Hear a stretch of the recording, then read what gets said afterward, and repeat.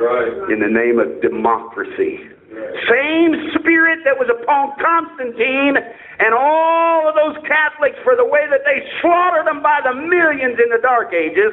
It didn't go anywhere. It just changed its name. It just changed its process. Right. Good. Daniel 7:6. After this I beheld, and lo, another like a leopard, which had upon the back of it 4 wings of a fowl. You know what the third one is? It is economic power. It had upon its back the 4 wings of a fowl. It could go all over. It could affect everything. It could fly everywhere. Remember, the first one had his wings clipped. But this one, after you set up an ecclesiastical power and a political power, then it has wings, and the beast had also 4 heads. It began to spread itself. It began to take over nations. Economic rule, taking over nations. Someone said, oh, what are we going to do to Iran if they don't succumb to this and that? What do you think we'll do? The same thing we're doing to the Gaza Strip. Starve them to death. Boycott them. Don't let anything go in. Don't let anything come out. Kill them. Slaughter them. Look at Somalia. I've got documents at home where that El Salvador, when the United States came out with this great plan for depopulation because the world was populating too much. We came out with a great plan for depopulation, and the plan was to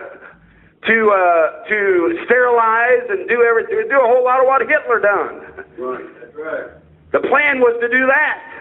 And El Salvador was the one nation in South America who said at that time, said, no, you're not going to do it. You know what we done? We cut them off. In every way we cut them off, and then we said, you don't want to stop your babies one way, we'll stop them another. We took all the food, we took all the protection, they took men and that were hardened criminals, loosed them out of all the other countries around them, let them go into El Salvador, done everything to them, and killed and slaughtered and famined them, and they died by the hundreds of thousands. And now El Salvador is one of the most depopulated countries in South America because we said, we'll show you. Yes. Don't you think that this thing is not fifth dimensional? Economics rules the whole thing. Right. We said to Iraq, we said to Afghanistan, we said to many of them, okay, we'll cut you off. And you know what we did? The rich people, the military men, they still got what they wanted. They still got their guns. Somebody supplied them. They still got their food. Somebody supplied them. But the poor little baby and the poor little woman sitting in a building blowed up, starved to death with her and her daughter by the hundreds and thousands, and don't show it anywhere because this fifth dimensional influence upon the earth. Man. Economics moves out. It doesn't have one head. It moves out and takes over everything. Like the fowls of the air, it flies and it takes over everything. After this I saw in a night visions, and behold, a 4th beast. Now we have ecclesiastical power, political power, economic power, and Daniel is looking at the Mediterranean Sea, the multitudes of people, and he sees a 4th beast begin to move up. After this I saw in a night vision, behold, a 4th beast, dreadful and terrible, and strong exceedingly, and it had great iron teeth. It devoured and brake in pieces, and stamped the residue with the feet of it.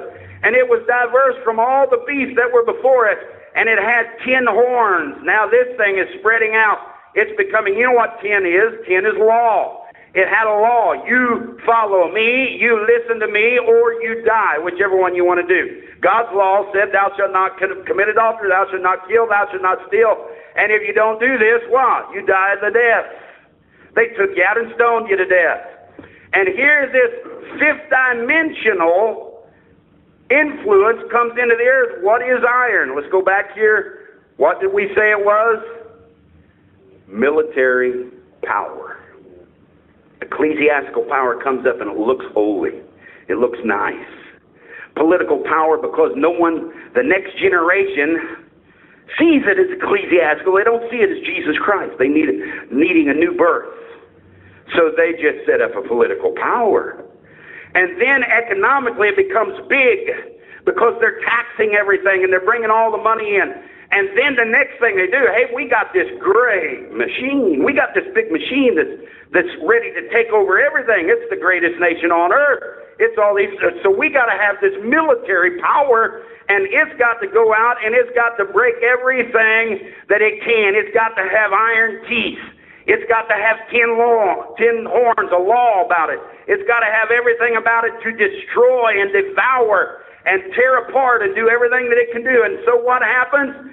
These four powers come into the earth. Now Jesus said, in those days, do we see these four powers moving about the earth right now?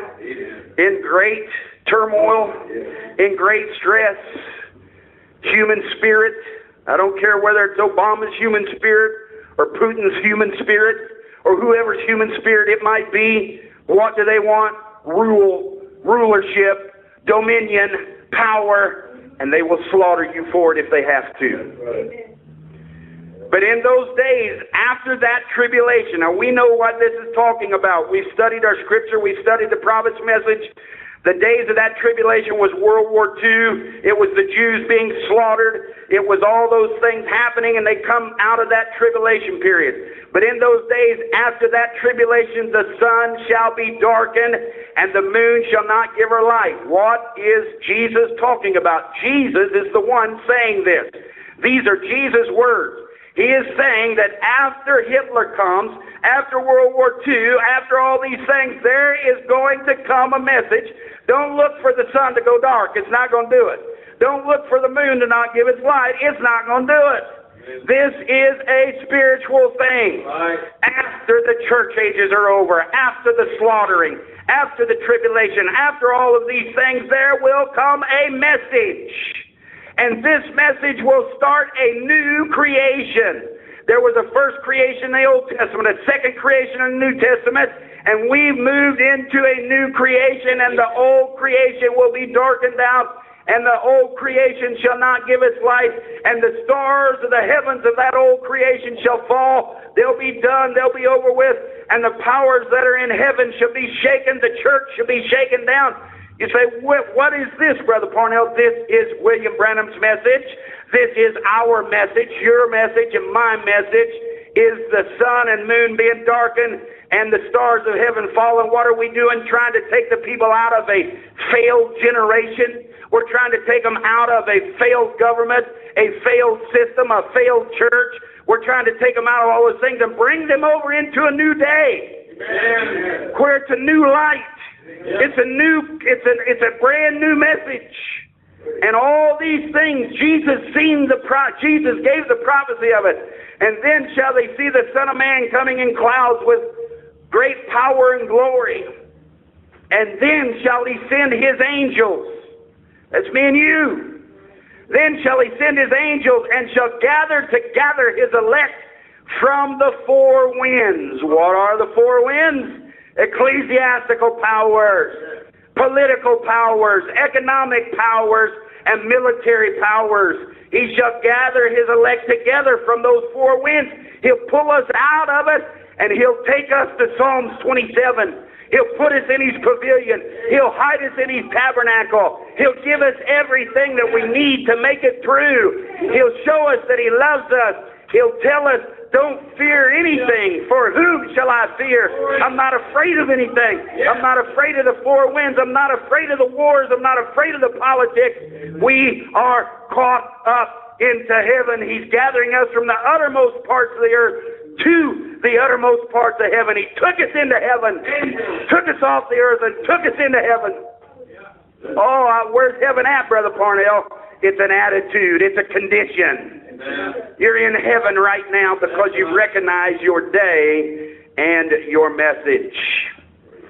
After these things I saw four angels standing on the four corners of the earth, holding the four winds of the earth.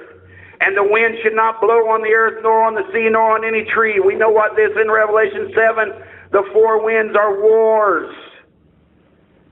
I saw another angel ascending from the east, having the seal of the living God. And he cried with a loud voice to the four angels, to whom it was given to hurt the earth and the sea. He cried and said, don't blow